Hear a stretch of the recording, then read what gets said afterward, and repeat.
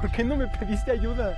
Yo te llamé a ti y a todos, pero supongo que estaban ocupados o algo así. Igual ya sabes cómo soy. Una sonrisa y adelante. ¿Estamos bien o qué? ¿Te sientes mal, verdad?